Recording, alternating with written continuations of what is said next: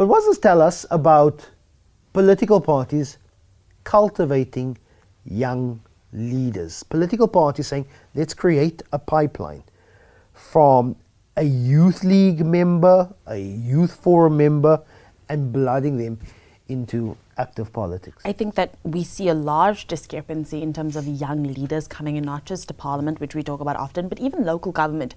You see a large influx of like almost young councillors coming in, never really staying a term, never really seeing the next election. And we do not see this clear-cut transition of power like we saw in the early 2000s.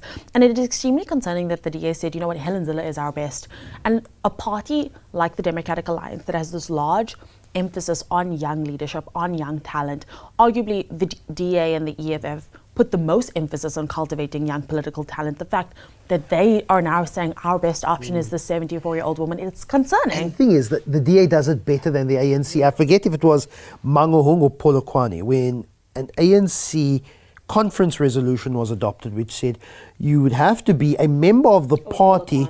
Polokwane, a lot went around in Polokwane.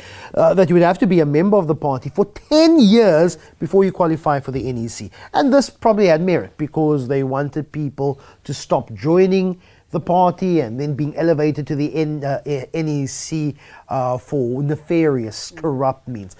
But what in practice it means that someone who maybe only finds their political mind and voice, maybe mid-20s, and they think, I like this politics thing. I have some ideas. Let me join the ANC. They would have to wait 10 years for any real leadership position. And that is far too long. We know the Democratic Alliance calls up people. We know the Democratic Alliance says, hello, would you like to be a public representative of the Democratic Alliance? You wouldn't have to be part of the party. Just sign up with us. There's an election coming and we think you fit our mold. Whether that is right and wrong, the Democratic Alliance manages to attract talent, but we're not seeing that in the case of Helen Zille. And they cannot retain young talent, and I think that's a big problem with the DA, is that they can cultivate the young talent, they can bring the young talent in.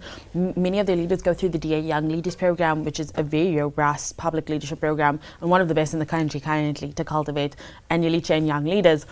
And then you don't see this retention, and you don't see that reflected in their almost like more specifically in Gauteng. They have a massive Gauteng political leadership problem when you look at the provincial legislature, when you look at the city council. I think since Umpopalatse, it has been completely downhill.